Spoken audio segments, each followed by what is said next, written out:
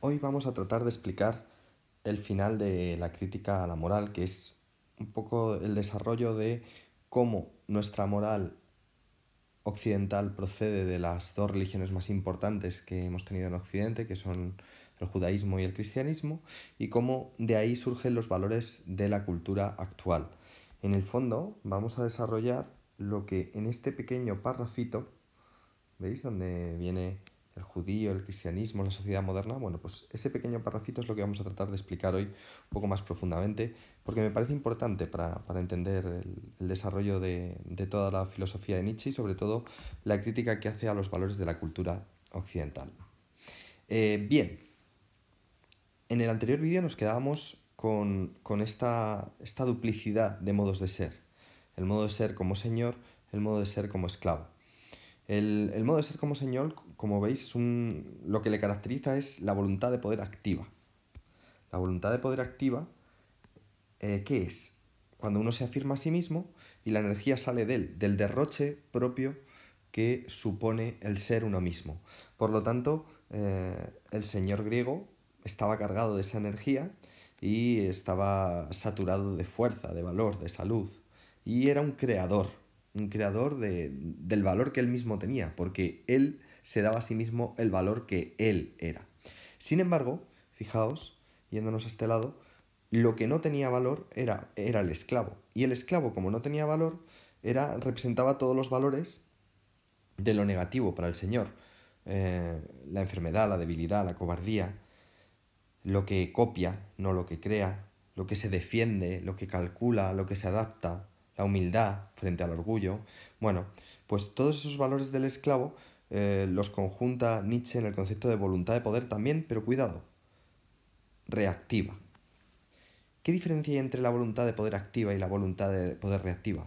Cuidado, las dos son potentísimas. Nietzsche no minusvalora la voluntad de poder reactiva. Si la voluntad de poder activa saca su fuerza de la afirmación, la voluntad de poder reactiva saca su fuerza de la negación. ¿De la negación de qué? La negación de todo lo que le rodea, pero sobre todo la negación de lo que es uno mismo. Aquí, como veis, el concepto nietzscheano de voluntad de poder reactiva toca mucho al concepto marxista de alienación, ¿no? Por eso en los años 60, cuando se volvieron a poner de moda ambos autores, en los años 60 del siglo XX, pues se ligaban muy bien a partir de este concepto de negación de uno mismo y del otro. Bien, ¿cómo hace el esclavo esa negación de todo? Bueno, lo vamos a ver en los ejemplos que vamos a ver ahora del judaísmo y del cristianismo. Vamos a ver que ya que no pueden defenderse, o mejor, atacar a la realidad a partir de la fuerza que derrochan, se van a tener que defender de la realidad generando mundos a través de su imaginación, pero mundos que no son reales. Por lo tanto, van a dejar de vivir en este mundo y van a vivir como en otro mundo. Ese carácter metafísico, en el peor de los sentidos, es decir, de salirse de lo que es el mundo que tiene el judaísmo y que tiene el cristianismo, es de lo que vamos a hablar ahora. Ahora bien, ese carácter, recordadlo, fue de donde surge nuestra moral, porque nuestra moral procede de una inversión de los valores de la moral antigua griega. Y por lo tanto, lo que antes era malo, toda la moral del esclavo, ahora va a ser bueno. ¿No? Todos los valores del esclavo, que antes eran negativos, se van a convertir para nosotros en positivos. Nosotros vamos a defender la enfermedad, vamos a defender a los enfermos, ¿entended? No es que queramos estar enfermos, pero vamos a cobijarles, a los débiles. Vamos a defender el pacifismo, ¿no? Que para un griego sería mera cobardía. Somos una sociedad que constantemente copia. Si os dais cuenta, la EBAU y la selectividad, en el fondo, es desgraciado decir esto, y menos desde la filosofía, pero los exámenes son meras copias de lo que dice el profesor. Eh, y si no copias en la EBAU, arriesgate a que el corrector te pueda poner una muy mala nota. A lo mejor te pone la mejor nota de la clase, pero claro, arriesgate. Siempre nuestros valores se basan en la defensa, en la humildad, ¿no? El que quiere sobresalir y se ensalza de sí mismo es visto como un engreído, como un prepotente. No hay ninguna nación que ataque a otra diciendo que quiere acabar con ella y y que realmente esté agrediendo, sino que siempre lo hacen diciendo que se tienen que defender. Es decir, la defensa es nuestro valor que permite la agresión, porque no nos atrevemos a decir que vamos a agredir directamente. Bueno, esa es nuestra sociedad. Vamos a ver cómo se llega a través de esta inversión de valores. Acordaos el cuento tan bonito del cordero y de las águilas. Bueno, pues a ver cómo se llega a través de la inversión de valores del judaísmo y del cristianismo hasta los valores actuales. Vamos a ver, ¿qué es el judaísmo? Y aquí me vais a permitir que sea muy prosaico y que os lo explique de una manera muy sencilla. Podéis leer el texto en los apuntes para leerlo de una manera un poco más culta. Bueno, el judaísmo, la historia del judaísmo, contada de una manera muy sencilla, sería la historia de la que un pueblo, el pueblo más desgraciado, por decirlo así, podríamos decir que el pueblo más mediocre, un pueblo que ha sido conquistado y ha sido esclavizado por distintos pueblos, de pronto recibe la revelación de que no el mejor Dios, sino el único Dios, el Dios absoluto, va a estar con él, con ese pueblo. Y va a hacer una alianza con ese pueblo. En cierto modo, va a prometerle el cielo, va a prometerle la felicidad, si ese pueblo sigue la ley que él le da. Ya sabéis, la Torá, los 10 mandamientos. Bueno, la historia del judaísmo, ya sabéis, es como los judíos una y otra vez traicionan esa ley, se sienten culpables. Eh, bueno, aquí Nietzsche con el judaísmo tiene bastantes problemas, porque dice, ¿por qué el Dios más grande, es decir, el único Dios, elige a los últimos hombres, a los que han sido conquistados por los egipcios, luego por los romanos? Y sin embargo el judío, que siempre ha sido un esclavo, se siente el más honrado de los hombres porque el ser más importante del universo, Dios, le mira a él especialmente y quiere su salvación y quiere su cuidado. Claro, a Nietzsche todo esto le huele mal. Nietzsche dice, bueno, eso en el fondo es una compensación por la mala vida que lleva. Imaginaos vosotros que un esclavo que está construyendo las pirámides y está recibiendo los latigazos de su señor egipcio, se para un momento, sale de la fila y le dice a su señor egipcio, o incluso al capataz, le dice que tenga cuidado, que ha sido elegido, él y su pueblo, por el único Dios, el Dios absoluto.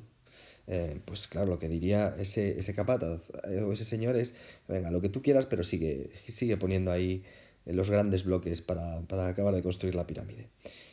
Es decir, Nietzsche ve que el judío, al no tener fuerza real, se inventa una fuerza imaginaria y eso le permite vivir. Pero claro, eso es a costa de la negación de todo, de la negación de que su señor es más fuerte que él, es egipcio, es más fuerte que él, de la negación de que su vida es desgraciada, porque realmente al compensarla con ese cielo que le promete Yahvé, o con ese mundo, ese reino de los judíos, pues evidentemente no viven su vida, viven esa otra vida imaginaria que está fuera de esta.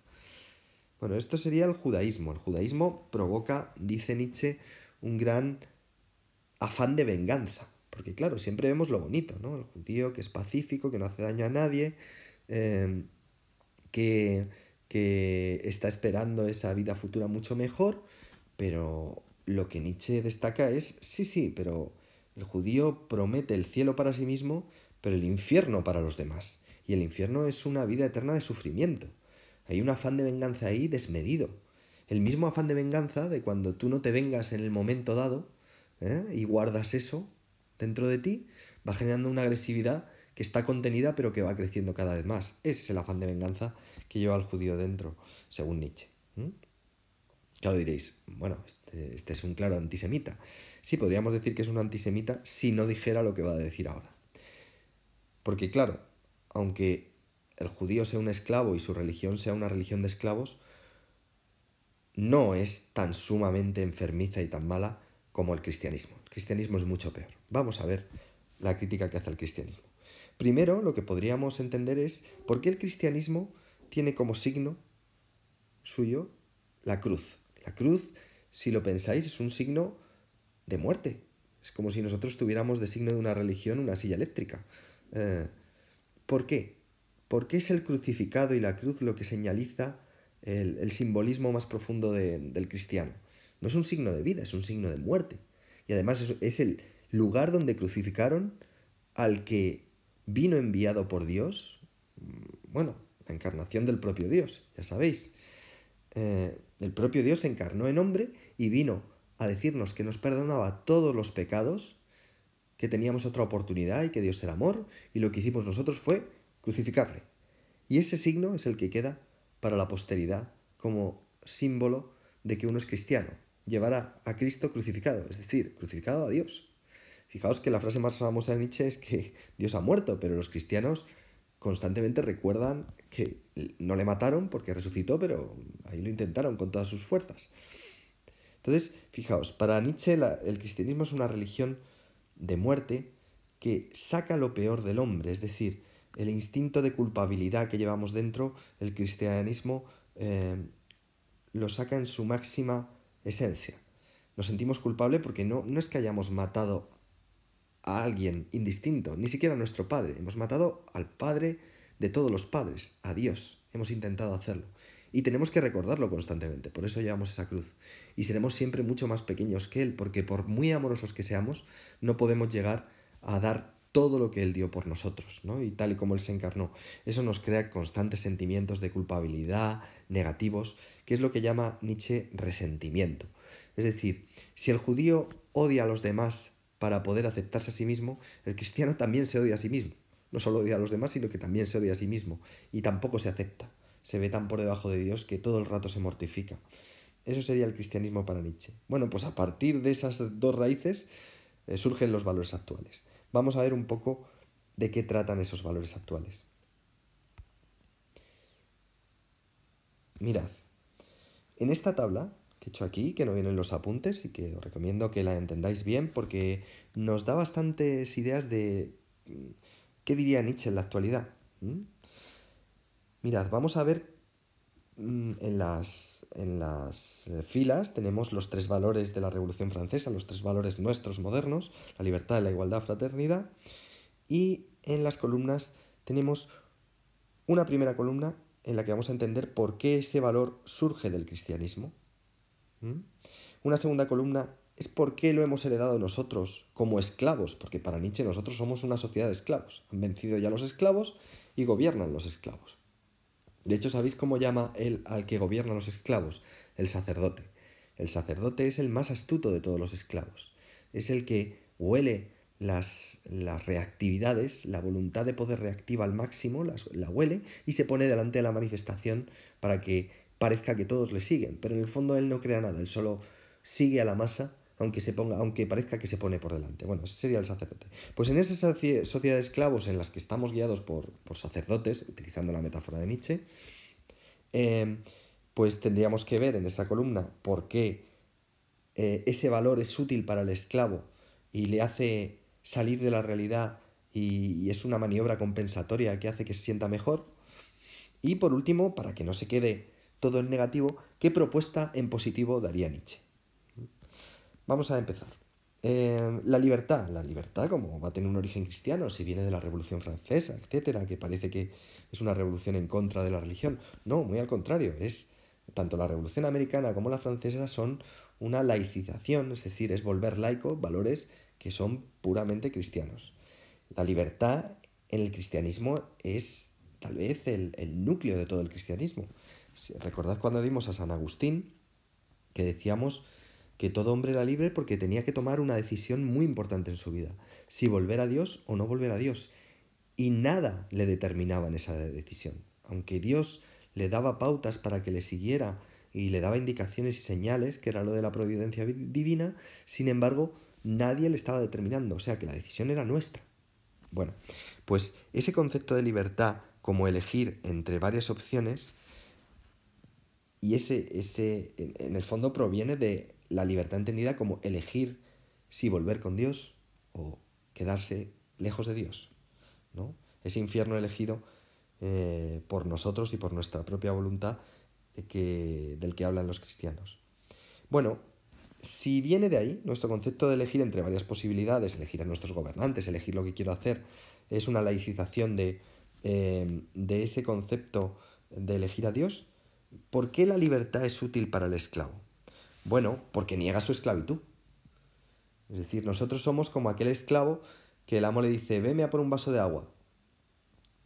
Y el esclavo va por el vaso de agua sin decir nada, pero va pensando, bueno, voy, pero no porque tú me lo hayas mandado, sino porque yo quiero. Claro, el esclavo, por esas maniobras de pensamiento, de racionalidad, consigue vivir su indignidad como si no fuera indigna. Recordad que el esclavo es el que no ha muerto en la batalla, no ha querido morir y ha preferido doblegar su vida y su dignidad antes que morir. ¿Qué propuesta da Nietzsche frente a esto? Lo que dice es que no hay nadie libre. Pero cuidado, eso no quiere decir que todos seamos esclavos. Digamos que no hay nadie libre de elegir si puede ser señor o si puede ser esclavo. Los señores no pueden elegir ser esclavos y los esclavos no pueden elegir ser señores, porque tiene que ver con su voluntad de poder, con lo que llevan dentro. El señor no puede dejar de sobresalir de sí mismo, no puede dejar de ser quien es, y eso le lleva a ser un constante derroche. El esclavo no puede dejar de ser algo deficitario, que tiene que estar calculando, que tiene que estar uniéndose con los demás para sobrevivir, porque si no, no, no, no puede vivir con el miedo de sentirse libre. ¿Mm? El Señor, sin embargo, vive a través de su libertad, no necesita nada más. Su libertad es afirmarse a sí mismo. La libertad del esclavo es inexistente, es estar siempre mirando qué va a pasar alrededor para, eh, para poder seguir estando ahí de una manera indigna. Una cosita, ¿por qué amor al destino? El amor al destino es un concepto griego muy antiguo, amor fatum.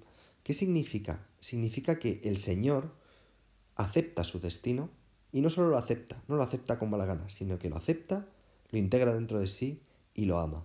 Él es su destino y su destino es él. El esclavo lo que hace todo el rato es negar su destino. Y si no puede negarlo porque lo tiene que pasar de todas maneras, lo niega con su mente, saliéndose de este mundo y pensando que en otro mundo es donde realmente está él. Bueno, esto respecto a la libertad, valor que es muy actual y que todos consideramos que tenemos y que Nietzsche niega de todas. La libertad no existe para nadie, para ningún animal, para ninguna cosa y para el hombre tampoco. Lo más parecido a la libertad es el modo de ser, el modo de vivir del Señor. Pero no es tampoco libertad, es no poder evitar ser una voluntad activa y afirmativa. Bueno, el segundo valor, la igualdad, es una virtud cristiana. ¿Por qué? Pues sí, porque recordad que en el cristianismo todos somos iguales ante Dios, porque todos somos sus hijos. Por lo tanto, todos los hombres tienen la misma importancia. No hay un hombre más importante que el otro. Todos, a ojos de Dios, son iguales. De ahí, la Revolución Francesa, la Revolución Americana, sacarían ese valor a un ámbito político y lo llevarían según Nietzsche, a ser una política de esclavos. Fijaos, no es que seamos iguales, es que tenemos que ser iguales. Si alguien sobresale, se le ve como malo, se le ve como negativo, se le ve como, bueno, ¿este de qué va? Como prepotente. ¿Mm? De hecho, trata de sobresalir en Levao, lo que os he dicho antes. Trata de hacer algo original. Te arriesgas mucho. Seguramente te saldrá mal. Puede que te salga muy bien. Bueno, si fueras un señor de verdad, no podrías evitarlo. Anular lo que sobresale. Cualquier cosa que sobresalga, que sea distinta, será limada, será anulada porque igual que un cordero que saca la cabeza respecto al resto de corderos, los otros corderos le dicen mete la cabeza ahora que te va a coger el águila a ti, aunque realmente todos tienen el mismo peligro, pues eso es lo que pasa en nuestra sociedad. Hasta tal punto que fijaos, a todos os normativizamos, os igualamos respecto a la nota de 0 a 10. Es como si no fuerais diferentes en sí mismo. Como si un 5 que le pongo a Pepe y otro 5 que le pongo a Luis fueran lo mismo. No, somos todos distintos, muy distintos, y sin embargo vamos jugando todo el rato a que se nos puede uniformizar, se nos puede igualar. Claro. Frente a eso, ¿Nietzsche qué propone? Nietzsche propone la diferencia. Nietzsche es el pensador de la diferencia. Lo bonito es ser diferente. El Señor se caracteriza porque es diferente. Recordadlo, os lo dije en el vídeo anterior. El Señor no es Señor porque haga lo mismo que los demás mejor. Es Señor porque hace algo que nadie hace. Hace lo que nadie hace. Y eso es porque Él es diferente y no puede evitarlo. Bueno, fijaos, si está en contra de la libertad y en contra de la igualdad como valores, porque los toma como falsedades de nuestra época, evidentemente está en contra de la democracia, Nietzsche. Está en contra del comunismo. Está en contra del nacionalismo por su uniformizar a toda la población de ese lugar como si fuera igual y perteneciera a una sola cosa, aunque sea una nación. Está en contra de la dialéctica hegeliana, que todo el rato está unificando contrarios. No, los contrarios tienen que estar ahí y en su vibración es de donde surge la diferencia. Como veis, no deja títere con cabeza. Está en contra de la teoría de la selección natural de Darwin. Le gusta de Darwin esa característica que tiene, que dice que, cuando dice que la multiplicidad de los seres que va generando las distintas especies, esa parte sí, esa parte creativa sí, pero la parte de selección natural que va acotando eso y va cortando eso Nietzsche no lo defiende para nada. Entonces, fijaos que estaría en contra de todo lo que podamos imaginar de nuestra sociedad actual. Por último, ¿nuestra sociedad es una sociedad fraterna? Bueno, vamos a ver. Desde luego la fraternidad es un concepto cristiano. Todos somos hermanos porque al ser hijos de Dios, evidentemente, y al ser todos iguales, nos tenemos que respetar, tenemos que respetar la dignidad del otro. Todos somos dignos desde el nacimiento. Tenemos una serie de derechos humanos. Esto Nietzsche no lo llegó a ver, es algo del siglo XX, pero él sí que hablaba de la dignidad de nacimiento, ¿no? Un derecho que es adquirido y que nadie te puede quitar. Pero qué tontería es esa, diría Nietzsche. Vamos a ver un poco cómo ese valor actual de la dignidad como derecho o de los derechos de dignidad básicos, que son los derechos humanos, Nietzsche no está de acuerdo con ellos. ¿Por qué? Porque él cree que la dignidad, siguiendo el modelo aquel de la lucha de los héroes arcaicos, de homéricos, la dignidad no se tiene, la dignidad se consigue, se tiene que luchar por ella. A la dignidad se llega a través del combate, cuando un señor se enfrenta a otro y los dos están dispuestos a morir. Entonces sí, hay dignidad. La dignidad es un combate constante, no es la sopa boba que has heredado y que todo el mundo te tiene que dar porque tienes la cara así de bonita. No, tienes que demostrar que vales. Eso era lo que distinguía a la aristocracia griega de otras aristocracias, que ellos, aunque nacían en familias nobles, tenían que demostrar luego que valían a través de la lucha. Entonces, fijaos, esto también estaría en contra de esta interpretación que hacéis muchas veces de Nietzsche como defendiendo el espíritu económico del capitalismo, ¿no? Que los fuertes son los que tienen ideas propias y son los grandes empresarios. No puede ir por ahí Nietzsche, por una sencilla razón, porque como piensa que esta es una sociedad de esclavos, todo lo económico que trata de igualarnos a todos forma parte de esa voluntad reactiva y negativa. Y por lo tanto, los líderes de nuestra sociedad, un Jobs, un Gates, ¿no? Eh, todos los líderes de nuestra sociedad, los grandes empresarios que admiramos, para él no son más que sacerdotes. Son gente que sabe ver bien la voluntad reactiva que hay en la sociedad, la sigue y son los más astutos. Los que mejor han leído lo que había que hacer para ser esclavo y son los que mejor lo hacen. Por eso los demás esclavos les siguen. Entonces alguien dirá, entonces, ¿un líder de nuestra sociedad no es un señor? No. En nuestra sociedad de esclavos, los señores tienen que estar, por necesidad, aislados. O viven en soledad, como le pasó a Nietzsche, o acaban en un manicomio, como también le pasó a Nietzsche, o pueden estar en la cárcel. El caso es que no van a ser considerados como señores, porque son demasiado peligrosos para ellos. Bueno, el siguiente punto ya será la crítica a la ciencia y a la filosofía, lo que hemos llamado la genealogía de la verdad y la ciencia y la genealogía de la metafísica.